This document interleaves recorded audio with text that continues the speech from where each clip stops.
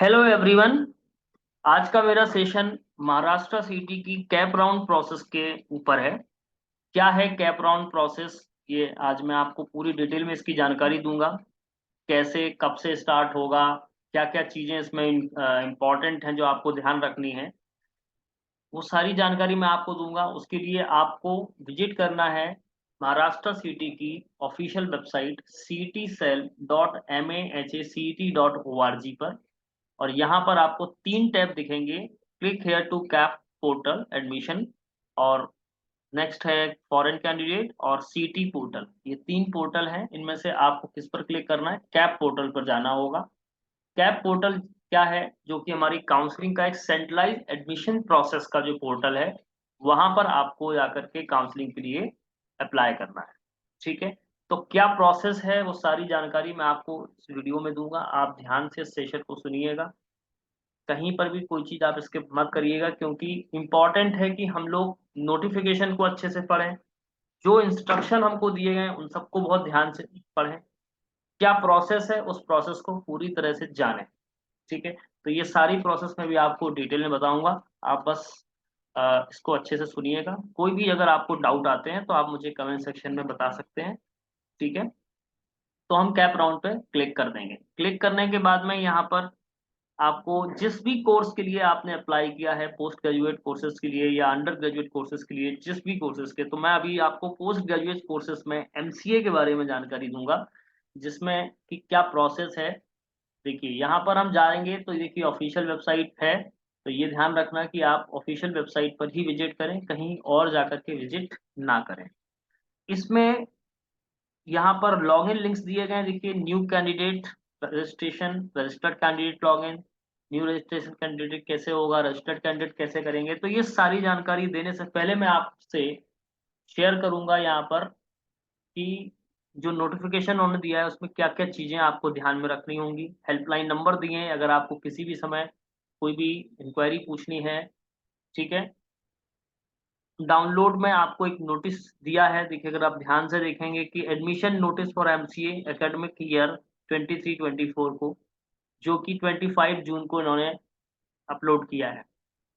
Counselling की पहले तो हम एक्टिविटी शेड्यूल देखेंगे। सारी चीजें अभी हम आपको डिटेल में बताएंगे, आप बस इस वीडियो को ध्यान से देखिएगा। सबसे पहले हम जानेंगे इम्पोर्टेंट डेट्स, यानी कि एक्टिविटी शेड्यूल में अगर हम जाएंगे तो ये जो प्रोसेस है काउंसलिंग की महाराष्ट्र सिटी की एमसीए के कोर्स के लिए, 26 तारीख से 5 जुलाई तक है। और ये 5 बजे तक ही आप कर सकते हैं। इसमें क्या चीज आपको करना है? Online registration of application and uploading of required documents by the candidate for admission on website. ठीक है। ये Maharashtra state, all India, NRI, OCI जितने भी कैंडिडेट्स हैं उन सभी के लिए रजिस्ट्रेशन की डेट है 26 जून से 5 जुलाई 5 बजे तक। डेट्स का बहुत ध्यान रखना है आपको, क्योंकि कैप राउंड में प्रोसेस होने के लिए, शामिल होने के लिए, पार्टिसिपेट करने के लिए आपको ये बात विशेष रूप से ध्यान देनी है कि 26 तारीख से 5 जुलाई तक ही आप रजिस्ट्रेशन कर सकते हैं। क्लियर? इसके अलावा जो मैं आपको इम्पोर्टेंट बात बताने वाला हूँ वो ये कि जो डॉक्यूमेंट वेरिफिकेशन है या कंफर्मेशन है एप्लीकेशन का, वो 26 से 6 जुलाई तक ही होगा। ठीक है। यानी कि डॉक्यूमेंट वेरिफिकेशन आपका होगा। तो वो कैसे होगा? अब इसमें दो ऑप्शन है हमारे पास में। एक तो है ई स्क्रूटनी सेंटर्स, और एक है हमारा फिजिकल मोड। तो ये क्या है अभी इसके बारे में हम नोटिफिकेशन में आपको बताएंगे, ताकि आप इस चीज को क्लियरली समझ पाएंगे कि कैसे आप काउंसलिंग प्रोसेस में पार्टिसिपेट कर सकते हैं। ठीक है। पूरी इंफॉर्मेशन दी है, आप इसको बहुत अच्छे से पढ़िएगा, किसी भी पॉइंट को आप मिस मत करिएगा। सारी चीजें इन्होंने दी हैं। इंपॉर्टेंट नोट क्या है, कैंडिडेट को इंपॉर्टेंट इंस्ट्रक्शंस क्या है, हर एक चीज पढ़िए तभी आप उसमें अप्लाई करिएगा। ठीक है। अब मैं बात करूंगा जो इन्होंने नोटिफिकेशन दिया है, उस नोटिफिकेशन में कुछ इंपॉर्टेंट पॉइंट्स हैं। वो की पॉइंट्स मैं आपके साथ में डिस्कस करूंगा। जैसे कि इन्होंने बोला है कि the notice is being issued online registration, scanning, uploading of documents, document e-verification, an online application form confirmation, option confirmation of option form, self confirmation before seat acceptation, ये सारी चीजें यहाँ पर आप कर सकते हैं। ठीक है। इंपॉर्टेंट बात क्या है कि प्रोसेस ऑफ एप्लीकेशन क्या है वो मैं आपको बताने वाला हूँ। यहाँ पर एक और चीज है, for the purpose of document verification, मतलब आपका जो डॉक्यूमेंट वेरिफिकेशन है उसमें आपके पास में दो ऑप्शन होंगे, एक होगा ई स्क्रूटनी और एक होगा फिजिकल स्क्रूटनी। आप दोनों में से कोई भी ऑप्शन को चूज कर सकते हैं, ठीक है। जिस ऑप्शन को आप चूज करेंगे उसी के हिसाब से फिर ये आपका वेरिफिकेशन होगा। क्लियर। अब बात करेंगे प्रोसेस ऑफ एप्लीकेशन क्या है। कैंडिडेट रजिस्टर करेगा, ऑनलाइन फॉर्म फिल करेगा, सबमिट कर देगा ऑनलाइन एप्लीकेशन फॉर्म को, और यहाँ पर ई स्क्रूटनी मोड में अगर आपने सिलेक्ट किया है एप्लीकेशन को तो आपको किसी भी फिजिकल सेंटर पर जाने की नीड नहीं है। और अगर आप फिजिकल स्क्रूटनी चूज करेंगे तो फिजिकल स्क्रूटनी का मतलब आप किसी फैसिलिटेशन सेंटर पर जाएंगे और वहां पर अपने डॉक्यूमेंट वेरीफाई कराएंगे, ठीक है।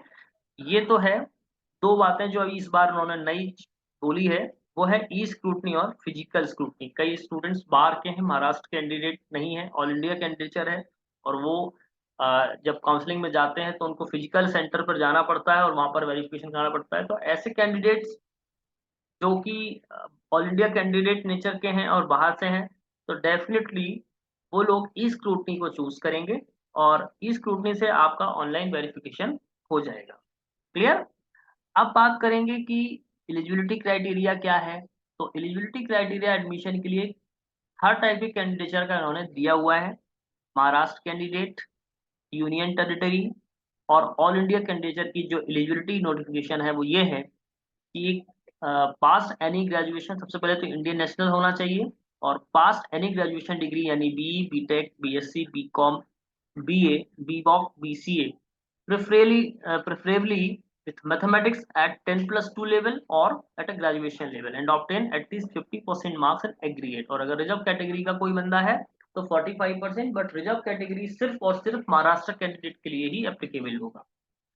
ऐसे कैंडिडेट जिनका पॉजिटिव स्कोर होगा यानी non zero positive score in candidate should have obtained non zero positive score in Maharashtra city, ऐसे लोग जो है शामिल हो सकते हैं, ठीक है। क्लियर। नॉन जीरो मतलब जीरो नहीं होना चाहिए या नेगेटिव नहीं होना चाहिए, वो चीज आप ध्यान रखेंगे। बाकी ये आप एलिजिबिलिटी बहुत अच्छे से पढ़ेंगे, सारी चीजें लिखी हुई हैं। काउंसलिंग में रजिस्ट्रेशन की जनरल कैंडिडेट की फीस 1000 मेंशन है। अगर कोई कैटेगरी का कैंडिडेट है तो सिर्फ महाराष्ट्र वालों के लिए है ये, जो कि 800 रुपये है। यदि किसी भी की कैटेगरी फेलियर होती है तो उसको 200 रुपये डिफरेंस अमाउंट जनरल कैंडिडेट के बराबर पे करना होगा। क्लियर। सारी बातें लिखी हुई है, बहुत ध्यान से आपको पढ़ना है। ये एक्टिविटी शेड्यूल मैंने आपको लगभग डिस्कस कर लिया है कि क्या है, फिर भी मैं आपके साथ में एक बार अच्छे से बता देता हूँ। Online registration of application and uploading of required documents by the candidate for admission on website 26 जून से 5 जुलाई तक आप कर सकते हैं, 5 बजे तक, ठीक है। इसके बाद जो डॉक्यूमेंट वेरिफिकेशन है वो भी समझ लीजिएगा कि डॉक्यूमेंट वेरिफिकेशन किस तरह से ऑनलाइन मोड में होगा। Maharashtra candidate, all India candidate, online application form and uploading required document from any computer connected to internet. देखिए प्रोसेस क्या है ई स्क्रूटनी मोड की, वो मैं आपको बता देता हूँ जो भी हमने आपको नहीं बताई थी। ई स्क्रूटनी की जो है, such candidate self fill online application form and scan original document and upload the required document from any computer smartphone connected to internet from anywhere. आप कहीं से भी फिल कर सकते हैं। ऐसे कैंडिडेट ई स्क्रूटनी मोड को चूज कर सकते हैं। ड्यूरिंग ई स्क्रूटनी फॉर्म में क्या होगा, अगर कोई आपके एप्लीकेशन में एरर नहीं है, status of verification and confirmation of the application form, तो shall be available in the candidate login along the respect with receipt cum acknowledgement, मानी आपको एक एक्नॉलेजमेंट रिसिप्ट मिल जाएगी। अगर आपके फॉर्म में कोई एरर फाउंड की जाती है तो आपको रेक्टिफिकेशन के लिए कैंडिडेट लॉगिन करना पड़ेगा। जो डेट आपको दी गई है, यानी कि आपको जो डेट दी गई है वो है 26 जून से 6 जुलाई तक, ठीक है। ये चीज आप ध्यान रखना। अगर है ना, candidate self edit the reverted application form और आपको सबमिट करना होगा। आपको ध्यान रखना है कि उसी शेड्यूल में आपको सारी चीज करनी होगी। फिजिकल में क्या करना है आपको, अगर आपने फिजिकल चूज किया है तो such candidate shall with the physical scrutiny centre online selected by the himself. आपने जो भी ऑनलाइन फॉर्म भरते समय फिजिकल सेंटर चुना है, वही आपको वहां पर ही जाकर के आपको ये डॉक्यूमेंट वेरिफिकेशन कराना होगा, जो भी तय समय आपको दिया गया है, यानी कि 26 जून से 5 जुलाई तक, याद रखें। ठीक है, सारा शेड्यूल उन्होंने अपडेट किया है, और जो भी इंक्वायरी आपको है वो भी उन्होंने टाइम दिया है कि कब तक आपको करना है। ठीक है, facility of online registration and document verification, confirmation of application form for admission to seat other than CAP seats shall be continued till cut-off date for all type of admission of for the academic year 23-24 up to 5 p.m. at online e-verification by the scrutiny centre और physical verification at physical scrutiny centre, यानी कि जो भी आपके पास में timing है वो 5 बजे तक ही होगी, यानी कि फिजिकल पे भी हो या ऑनलाइन हो। ठीक है, ये चीज आप ध्यान रखना। 5 जुलाई के बाद में आपके रजिस्ट्रेशन कंसीडर नहीं किए जाएंगे कैप राउंड प्रोसेस के लिए, और 6 जुलाई के बाद में आपका जो ई स्क्रूटनी सेंटर या फिजिकल सेंटर है उसको भी कैप राउंड के लिए वो कंसीडर नहीं करेंगे, अगर आप 6 जुलाई के बाद उनको रिस्पॉन्ड करते हैं, अगर आपकी फॉर्म में कोई एरर आती है या कोई भी प्रॉब्लम होती है तो इस बात का आप ध्यान रखें। क्लियर, जितने भी टाइप के कैंडिडेचर हैं वो आप ध्यान से देखिएगा, अच्छे से सारी चीजों को पढ़िएगा। एक बार मैं आपसे ये भी कहूंगा कि इंफॉर्मेशन ब्रोशर को, हर एक चीज को बहुत ध्यान से आपको देखना है। सर्टिफिकेट रिगार्डिंग जो भी आपको ध्यान में रखनी हुई बातें हैं, वो 31 मार्च 2024 तक आपको सर्टिफिकेट जो NCL का होना चाहिए वो आपको बनवाना है, वैलिड होना चाहिए, या TWS का होगा तो वो भी आपको ध्यान रखना होगा। सर्टिफिकेट रिगार्डिंग आप ये सारी बातें एक बार इसमें पढ़ लें कि क्या क्या चीजें इंपॉर्टेंट है। हेल्पलाइन नंबर आपको दिए गए हैं जो 10 से 6 के बीच में ही काम करेंगे। ऑल टाइप ऑफ जितने भी आपके डॉक्यूमेंट्स हैं या वेरिफिकेशन है, सैटरडे एंड संडे को छोड़ करके बाकी सभी दिन 10 से 5:30 के बीच में ही आप कर सकते हैं।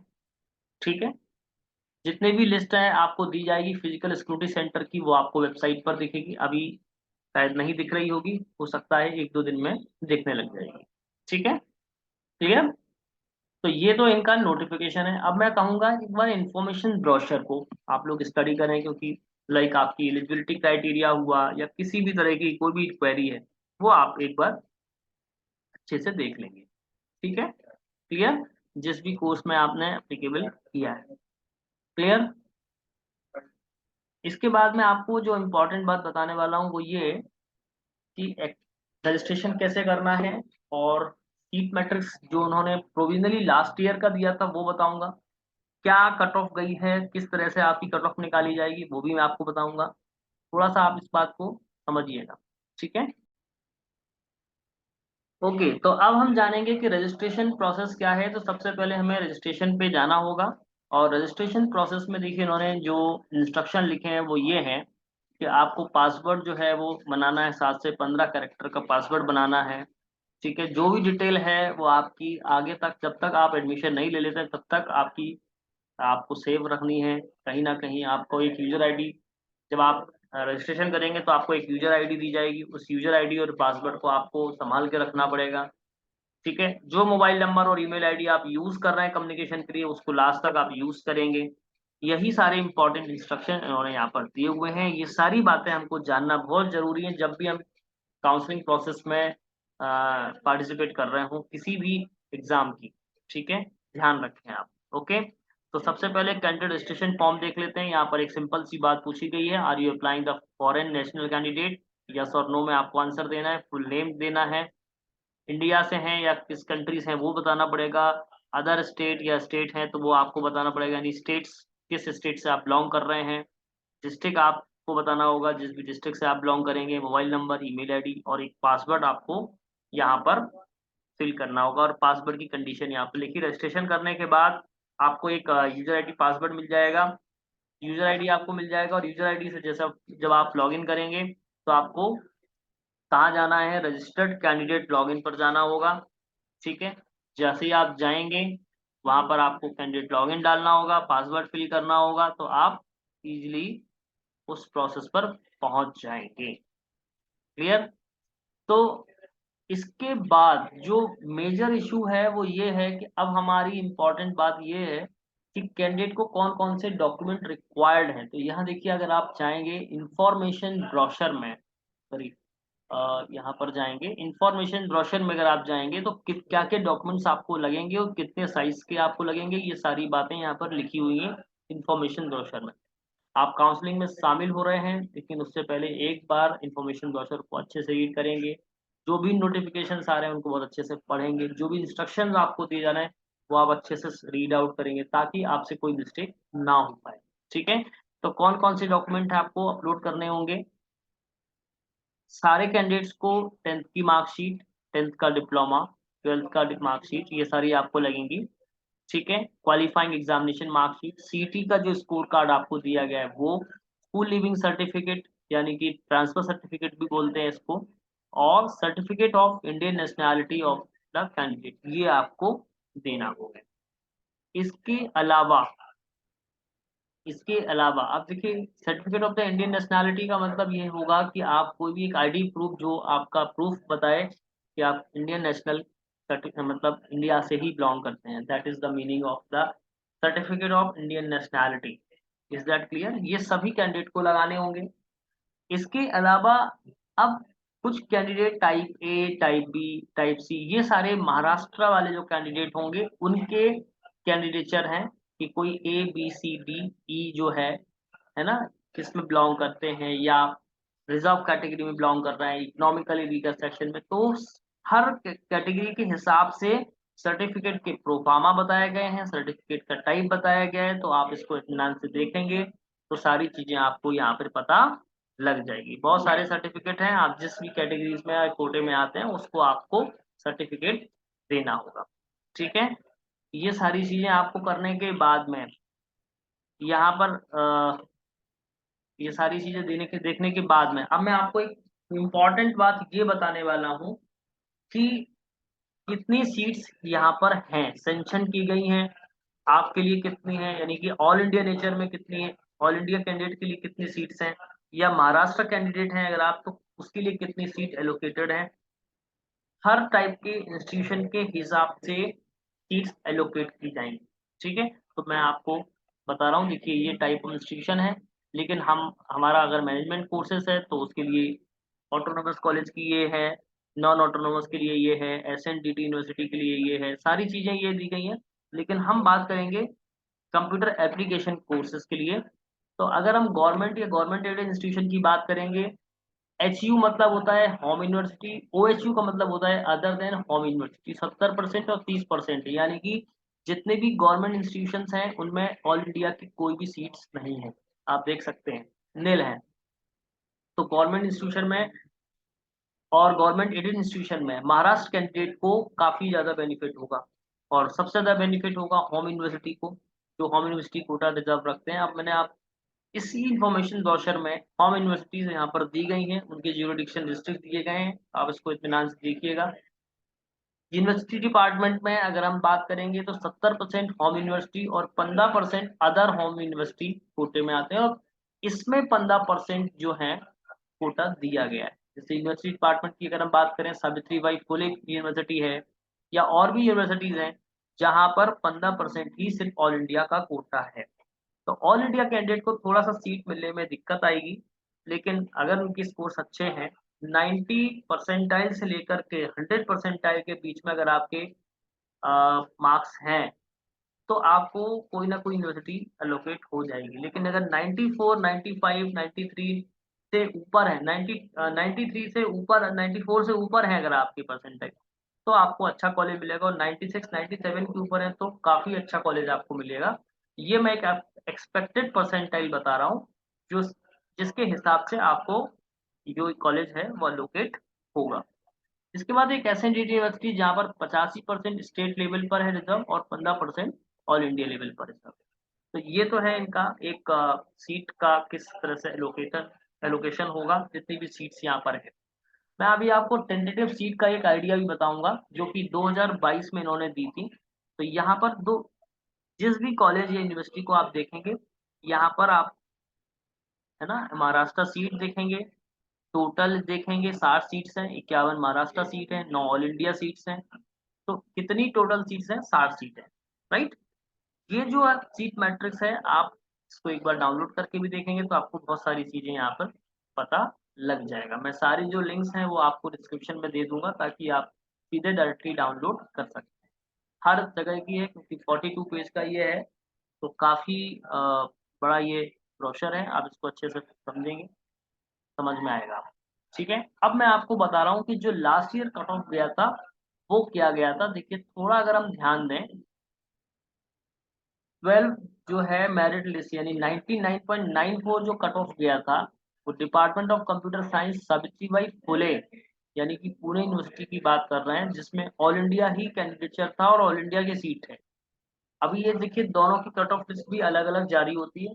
ऑल इंडिया की अलग होगी, महाराष्ट्र कैंडिडेट होंगे और उसकी अलग होगी। तो ऑल इंडिया के लिए 99.94 कट ऑफ गया था पुणे यूनिवर्सिटी का। Is that clear? और वहीं अगर हम बात करें, देखिए उसी ऑर्डर में अगर आप कॉलेज को देखेंगे तो आप चूज भी करेंगे कि भारतीय विद्या भवन सरदार पटेल, अगर आप बात करेंगे 99.84, विवेकानंद के लिए 99.54, पिंपरी छिंदवाड़ के लिए 99.54। ठीक है, ये थोड़ा सा परसेंटाइल जो है ना वो डेसिमल के प्लेसेस पर है, तो आप थोड़ा सा यहाँ पर ध्यान देंगे तो दिक्कत आपको नहीं आएगी। SIES college 99.41, Mumbai education 99.25, Thakur institute 98.94, doctor DY Patil Unitech society Unitech management research Pimpri 98.56, और Shri Ramdev Baba college of engineering. तो ये जो कट ऑफ दिए गए हैं वो लास्ट ईयर के दिए गए हैं। अकॉर्डिंग टू कॉलेज आप यानी कि चूज कर सकते हैं। टॉप 5 में तो कोई डाउट है ही नहीं, बहुत ही अच्छे कॉलेज हैं, इनमें प्लेसमेंट भी बहुत अच्छे होते हैं।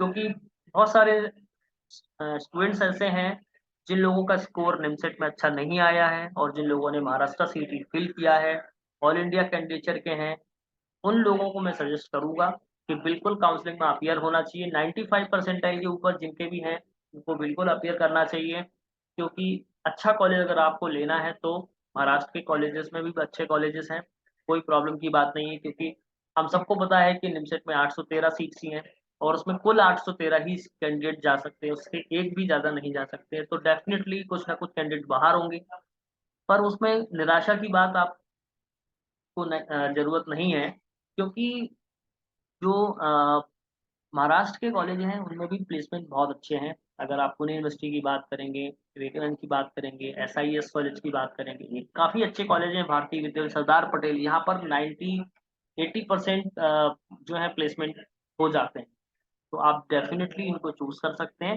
तो ऐसे 10 कॉलेज, देखिए कट ऑफ तो बहुत सारी अगर आप देखेंगे तो कट ऑफ 95, 94, 93, 92, बट वो कॉलेज उतने अच्छे नहीं होंगे। मैं आपको एक प्रेफरेंस ऑर्डर भी बताऊंगा, थोड़ा आपको वेट करना होगा उसके लिए, लेकिन अभी जो लास्ट ईयर मैंने कट ऑफ गया है वो आपको अभी यहाँ पर दिखाया है, अगर आप महाराष्ट्र के कैंडिडेट हैं। तो इससे आप अपना अंदाजा लगा सकते हैं कि मेरा इस बार जो स्कोर आया है वो किस कॉलेज के लिए वैलिड एप्लीकेबल हो सकता है।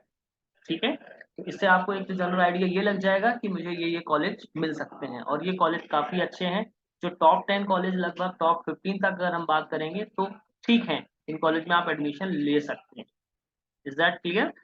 इसके बाद में मैं बात करूंगा कि महाराष्ट्र के जो कैंडिडेट हैं उनका कट ऑफ किस तरह से जारी होता है। तो देखिए उनका कट ऑफ अलग अलग कैटेगरीज वाइज होता है। जनरल होगा, जनरल में उसमें PH होगा। ठीक है, इसमें इसके बाद में SC ST और यूनिवर्सिटी डिपार्टमेंट। ठीक है, मतलब होम यूनिवर्सिटी और अदर देन होम यूनिवर्सिटी, तो इस तरह से जारी होता है। ये तो खैर काफी बड़ा है। जो महाराष्ट्र के कैंडिडेट हैं कैटेगरी वाइज इनके शॉर्ट फॉर्म भी दिए गए हैं, अलग अलग यूनिवर्सिटी हैं, हर यूनिवर्सिटी का उन्होंने अलग अलग दिया है कैंडिडेट, जो कि स्टेटस है कि कौन सा कॉलेज है। तो वो आप अपने हिसाब से देख सकते हैं कि क्या कट ऑफ हुआ है। तो महाराष्ट्र के कैंडिडेट को तो ज़्यादा दिक्कत नहीं आती है, अगर उनका परसेंटाइल कम भी है तो भी उनको अच्छा कॉलेज मिल जाता है, क्योंकि रिजर्व कोटा है, इसलिए दिक्कत की बात नहीं है। प्रॉब्लम यहाँ पर है ऑल इंडिया कैंडिडेट को, जो कि रिजर्व उतनी ही सीट्स हैं। अगर आप सीट मैट्रिक्स देखेंगे तो 9 10 10 12, 9 10 10 12 इतनी ही सीट्स आपको यहाँ पर मिलेंगी, इसलिए कट ऑफ थोड़ा हाई जाता है। Is that clear? तो ये तो मैंने अभी आपको एक शॉर्ट नोटिफिकेशन बताया के माध्यम से ये बताया है कि आपका अगर स्कोर इतना है तो आपको ये कॉलेज मिल सकता है, और प्रेफरेंस लिस्ट भी मैं आपको बताऊंगा काउंसलिंग की, और जो प्रोसेस है जिसमें हम पूरे एप्लीकेशन प्रोसेस को आपके साथ में डिस्कस करेंगे, वो नेक्स्ट कमिंग वीडियो में डिस्कस करूंगा मैं। ठीक है, तो अभी एक नोटिफिकेशन है जिससे आपको एक आइडिया हो जाए कि मुझे क्या क्या डॉक्यूमेंट चाहिए हैं, मुझे किस तरह से अपना रजिस्ट्रेशन करना है। रजिस्ट्रेशन प्रोसेस आप कर लें, क्योंकि 26 जून से 5 जुलाई के बीच में ही आप रजिस्ट्रेशन कर सकते हैं। कैंडिडेट की अगर एक्टिविटी को हम ध्यान में रखेंगे तो किस तरीके से फ्लो होगा यहाँ पर मैं आपको बता देता हूँ। सबसे पहले आपको एक रजिस्ट्रेशन करना पड़ेगा। रजिस्ट्रेशन के बाद आप लॉग इन करेंगे। देन आपको fill type of the candidature और टाइप डिटेल्स आपको देनी होंगी। इसके बाद कैटेगरी की डिटेल देनी होगी। इसके बाद क्वालिफिकेशन डिटेल देनी होगी, personal detail, upload photo signature, payment detail और प्रिंटेबल एप्लीकेशन फॉर्म जो कि इस तरह से दिखेगा आपको। And then go to facilitation centre. ये आपका पूरा एक प्रोसेस होगा, जो कि प्रोसेस का फ्लो मैंने अभी आपको एक शॉर्ट में आपको बता दिया है। ठीक है, तो आई होप कि आपको मेरी सारी बातें समझ में आ गई होंगी। और अगर हम एक बार फिर से कैंडिडेट की एक्टिविटी पर ध्यान देंगे तो 26 जून से 5 जुलाई के बीच में ही आप रजिस्ट्रेशन और एप्लीकेशन फॉर्म फिल कर सकते हैं, डॉक्यूमेंट्स को अपलोड कर सकते हैं। जितने जल्दी आप करेंगे उतने जल्दी आपका जो वेरिफिकेशन है वो 26 जून से 6 जुलाई के बीच में ही होगा। That clear. सीट मैट्रिक्स अभी आपका अपलोड भी कर दिया जाएगा। कोई भी प्रॉब्लम है हेल्पलाइन नंबर पे आप कॉल कर सकते हैं, कॉन्टैक्ट अस पे भी आपको जानकारी मिल जाएगी। ठीक है, तो इस तरीके से जो कैप राउंड का प्रोसेस है वो मैंने आपको बता दिया। आई होप कि आपको समझ में आ गया होगा, और कोई भी अगर आपको प्रॉब्लम आती है तो आप मुझे कमेंट सेक्शन में बता सकते हैं। ठीक है।